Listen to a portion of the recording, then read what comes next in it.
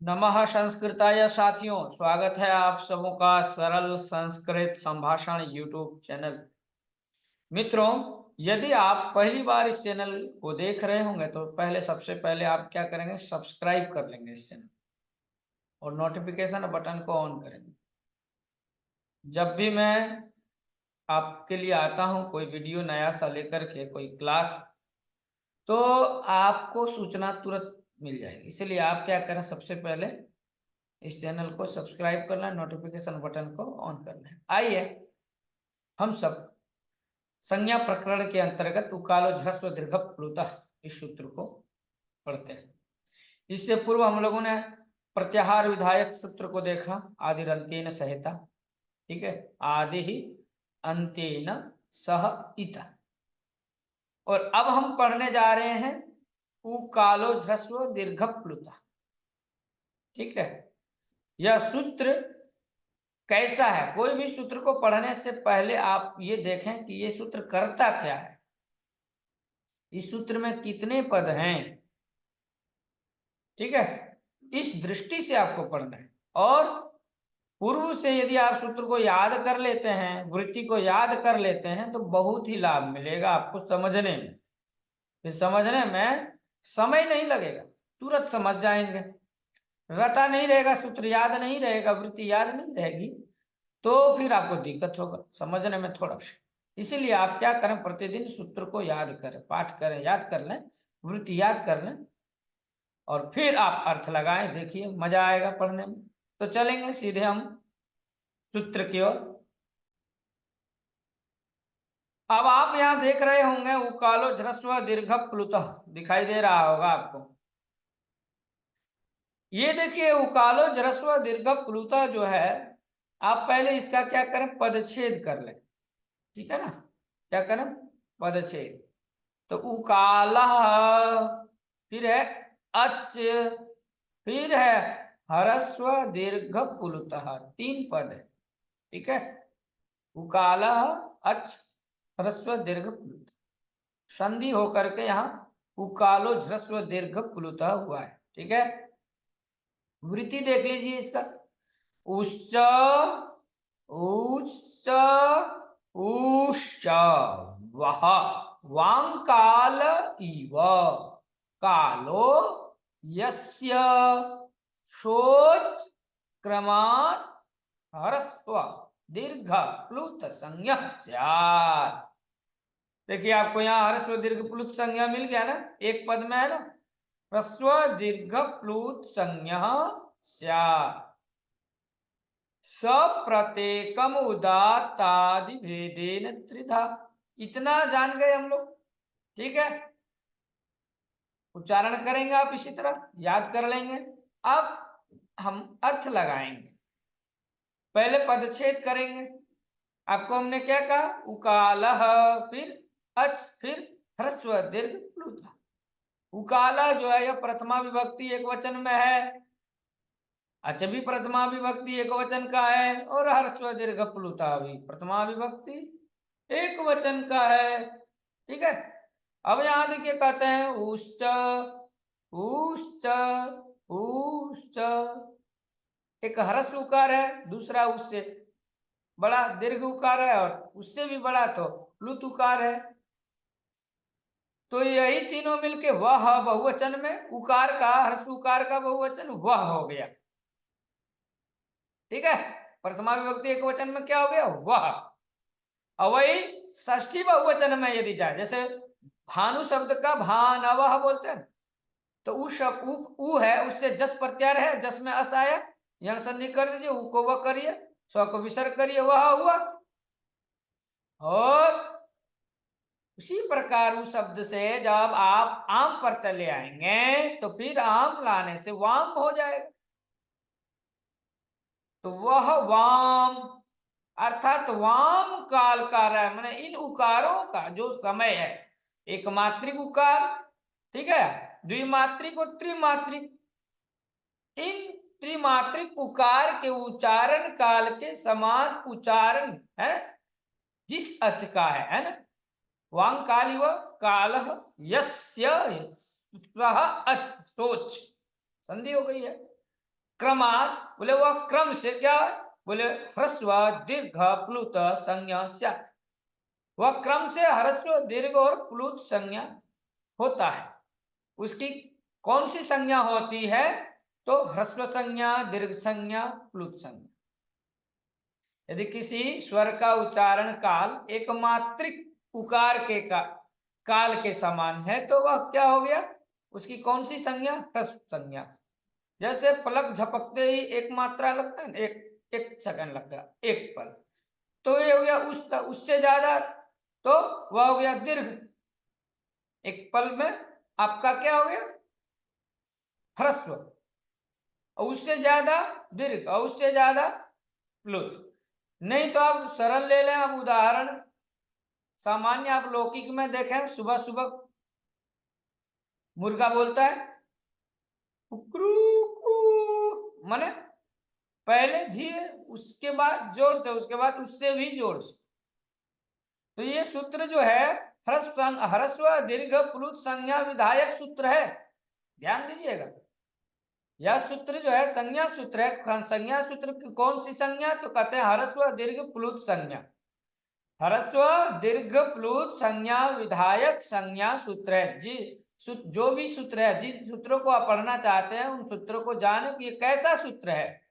तो आपको मैंने पहले पदच्छेद करा दिया। पहले पदच्छेद में क्या आपने देखा, पदच्छेद में आपने ये देखा कि उकालह जो है ये प्रथमा विभक्ति एक वचन का है, अच जो है यह भी प्रथमा एक वचन का है, और ह्रस्व दीर्घ प्लुता यह भी प्रथमा एक वचन का है। तो तीन पद हो गया। उकालो ह्रस्व दीर्घ प्लुता में कितने पद हैं, तीन पद हैं। कितने पद हैं, तीन पद।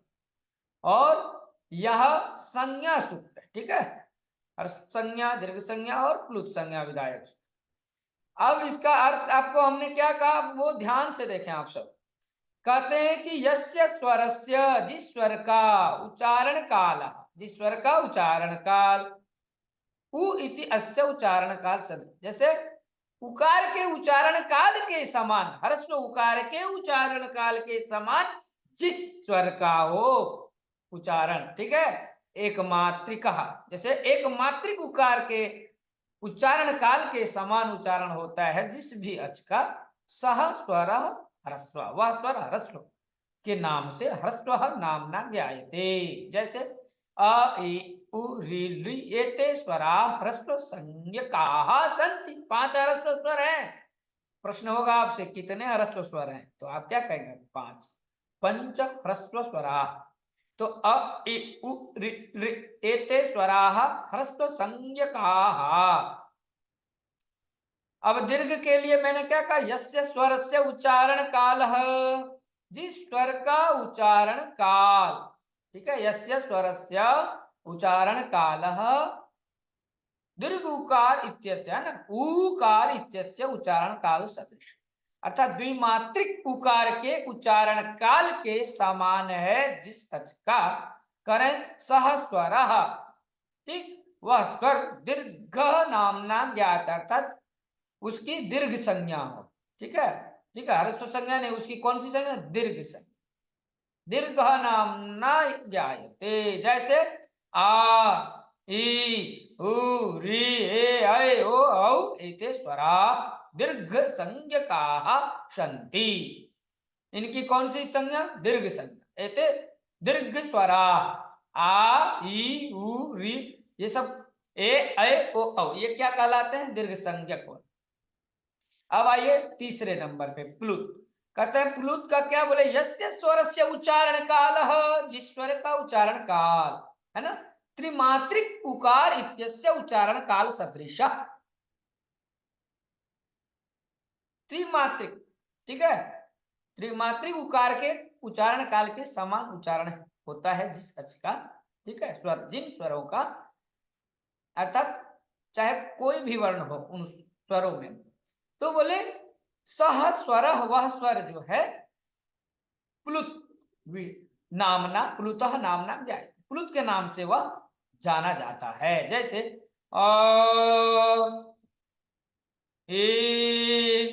दीर्घ से भी जब आप अधिक उच्चारण करते हैं, उ री री, प्लुत संज्ञकाः सन्ति। और इस विषय में एक कारिका भी है, आप याद कर लें। यदि आपको याद नहीं हो रहा हो, निश्चित आप याद कर। कहते हैं एक मात्रो भवेत् ह्रस्वः द्विमात्रो दीर्घ उच्यते त्रिमात्रस्तु प्लुतो गेयः व्यंजनम त्वर्धमात्रिकम। ह्रस्व का उच्चारण काल में एक मात्रा, वही एक मात्रा भवेत् ह्रस्व, और द्विमात्रा दीर्घ उच्यते। ठीक है, त्रिमात्रा तु प्लुतः गेयः, जिस भी अच के उच्चारण काल में 3 मात्रा लगी है ना, तो वह उसे प्लुत आप जाने, प्लुत संज्ञक वर्ण। और व्यंजनम त्वर्धमात्रिकम, व्यंजन जो है वह अर्धमात्रिक हो। व्यंजनस्य उच्चारणस्य कालः अर्धमात्रा, ह्रस्वस्य उच्चारण कालः एका मात्रा। ठीक है ना, व्यंजन का अर्धमात्रा, ह्रस्व स्वर का उच्चारण समय कितना, एक मात्रा का काल लगता है। और दीर्घ स्वर से उच्चारण काल द्वे मात्रे, मात्रा शब्द स्त्रीलिंग है इसलिए द्वे मात्रे, द्विमात्रा। और प्लुत स्वर से उच्चारण काल तीसरा मात्रा, 3 मात्रा। इति अस्याः कारिकायाः आशय, यही इस कारिका का आशय है। परंतु सर्वेषाम् अपि स्वराणाम् एते सर्वे भेदाः न विद्यन्ते, सभी स्वरों में यह भेद आपको दिखाई देने को नहीं मिलेगा। तत्र इदं ज्ञेयम्, जैसे समझना ये चाहिए, अ इ उ ऋ एतेषां सर्वेषां त्रयः अपि स्वर ह्रस्व दीर्घ प्लुत भेदा भव। बिल्कुल, अ इ उ ऋ जो ये वर्ण है ह्रस्व वर्ण, करें इन तीनों वर्णों का कहते हैं ह्रस्व दीर्घ और प्लुत भेद होते हैं। एक अ जो है वह ह्रस्व भी होता है, दीर्घ भी होता है और प्लुत भी होता है।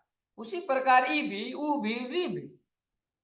दूसरे नंबर में अब आइए ली, ली की बात सुनिए। ली के लिए अब क्या कहा गया, इति अस्य दीर्घ भेदन। ली दीर्घ, ली का दीर्घ नहीं होता है, अतः तस्य केवलम ह्रस्व प्लुत भेदो भवता। ली 2 प्रकार, एक ह्रस्व और प्लुत। ठीक है, उसका दीर्घ नहीं होता है, दीर्घ का अभाव होता है। और ए ऐ ओ औ की जो मैं बात कर रहा हूं, एतेषां ह्रस्व भेद नास्ति, इसका तो ह्रस्व होता ही नहीं है। जब भी आप बोलते हैं ए, जोर से ही आता है आवाज। ए ऐ ओ औ अर्थात ह्रस्व भेद नहीं है। अतः एतेषां केवलम दीर्घ प्लुत भेदो भवता, दीर्घ और प्लुत होता है। अब समझना क्या है कि ह्रस्व दीर्घ प्लुत संज्ञा स्वराणाम एवं विद्यन्ते। ह्रस्व दीर्घ और प्लुत जो संज्ञा होता है ना, ये केवल स्वरों का, स्वरों की ही संज्ञा होती है ह्रस्व दीर्घ प्लुत, नहीं व्यंजनाना, व्यंजनों की नहीं होती। सर्वाणी व्यंजनानि तु अर्धमात्रिकानि एव सन्ति। समझ रहे हैं? तो इस प्रकार से मेरे साथियों मित्रों, आपको याद कर लेना है, समझ लेना है। ठीक है, अब हम आगे चलेंगे। जब आपने देख लिया ह्रस्व दीर्घ प्लुत संज्ञा विधायक सूत्र है आपका उकालो ह्रस्व दीर्घ प्लुतः। ठीक है, अब जब हमने ये देखा कि ह्रस्व दीर्घ और प्लुत, तो ये ह्रस्व दीर्घ प्लुत तो स्वरों में ही है। तो अब इसी के आगे जस्ट सूत्र आएगा, थोड़ा सा आप एक बार वृत्ति को देखें। कहते हैं सब प्रत्येकम उदातादि भेदे न त्रिधा। अभी अभी जस्ट आपने जो ये ह्रस्व दीर्घ और प्लुत स्वरों को जाना, अब यही 3 प्रकार के भेद से जो है सब मिलाकर के 9 प्रकार का होगा। अब एक ह्रस्व 3 प्रकार का हो जाएगा, यथा ह्रस्व उदात और दीर्घ उदात, प्लुत उदात। उसी तरह ह्रस्व अनुदात, ठीक, दीर्घ अनुदात और प्लुत अनुदात। और उसी तरह जैसे हर्ष उदात, दीर्घ उदात और प्लुत उदात, उसी प्रकार अनुदात के साथ, उसी प्रकार प्लुत के साथ होगा। तो इस तरह से आप देखेंगे तो 9 प्रकार का हो जाएगा। कितने प्रकार का? 9 प्रकार का। देख लीजिए, ये हर्ष दीर्घ प्लुत है, थोड़ा बड़ा कर दें। ह्रस्व दीर्घ प्लुत। तो ह्रस्व उदात्त, ह्रस्व अनुदात्त और ह्रस्व स्वरित। उसी तरह दीर्घ उदात्त, दीर्घ अनुदात्त, दीर्घ स्वरित, प्लुत उदात्त, प्लुत अनुदात्त, प्लुत स्वरित। यहाँ जो आपको ये दिखाई दे रहा है वृत्ति में, क्या दिखाई दे रहा है वृत्ति में? सप्रत्येकम उदात्तादि भेदेन त्रिधा। वही ह्रस्व दीर्घ प्लुत जो स्वर आपने देखा 3 प्रकार का, वो उदात्त, अनुदात्त और स्वरित के भेद से 3 प्रकार का। तो ह्रस्व उदात्त 1 हो गया, ह्रस्व अनुदात्त 2 हो गया और ह्रस्व स्वरित 3 हो गया। उसी तरह दीर्घ उदात्त, दीर्घ अनुदात्त और दीर्घ स्वरित 3 हो जाएगा। फिर प्लुत उदात्त, प्लुत अनुदात्त, प्लुत स्वरित। इस प्रकार से यदि देखें तो कितना भेद हो गया? 9। और फिर जब हम मुख नासिका वचनोनुनासिका पढ़ेंगे तो वहां अनुनासिक और अनुनासिक के भेद से 2 2 करके हो जाए, तो 9 गुना 2 करिए, 9 दूनी 18 हो जाएगा। अब इसके बाद जो सूत्र है उच्चैर उदात्त हम किसे कहेंगे? तो उच्चैर उदात्तः। अनुदात्त क्या है? उसके लिए सूत्र आ गया निचैर अनुदात्तः। और स्वरित क्या है? तो कहे समाहारः स्वरितः। तो साथियों, यदि आप मन से पढ़ रहे हैं तो बिल्कुल ध्यान से पढ़ेंगे तो अर्थ जो है लग जाएगा सही सही, और नहीं तो आपको अर्थ समझ में नहीं आएगा। इसलिए आपको ध्यान से पढ़ना। तो इस प्रकार से मित्रों, यदि हम सभी सूत्रों को एक ही दिन में बता देंगे समझ में नहीं आएगा। तो एक एक सूत्रों को यदि आप करते चलेंगे तो जल्द से जल्द आप समझ जाएंगे। इसीलिए आप प्रत्येक दिन प्रत्येक सूत्रों को याद करें। एक एक सूत्र को प्रत्येक दिन यदि याद करते हैं, वृत्ति को याद करते हैं, सूत्र प्लस वृत्ति, और फिर उसका हिंदी भी लिख लीजिए, तो उसके बाद एक बार समझिए गुरु जी से, फिर देखिए आपको एक ही बार में समझ में आ जाएगा। और समझने के बाद फिर किसी को समझाइए, तब तो हमेशा के लिए बैठ जाएगा। तो मित्रों, मैं उकालो ह्रस्व दीर्घ प्लुतः इस सूत्र को लेकर के आया था। इसी सूत्र के साथ आप सबों से विदा लेना चाहूंगा। यदि आपको अच्छा लगा होगा तो कमेंट्स करेंगे। पहली बार इस चैनल को देख रहे होंगे तो सब्सक्राइब करेंगे, नोटिफिकेशन बटन को ऑन करेंगे। आज के लिए इतना ही मित्रों। नमः संस्कृताय। जयतु संस्कृतम, जयतु भारतम। नमो नमः। वंदे संस्कृत मातरम, वंदे भारत मातरम। इसके बाद में उच्चैर उदात्तः, निचैर अनुदात्तः और समाहारः स्वरितः, इन तीनों सूत्रों को अच्छे से पढ़ाऊंगा। देखना न भूलें। नमो नमः।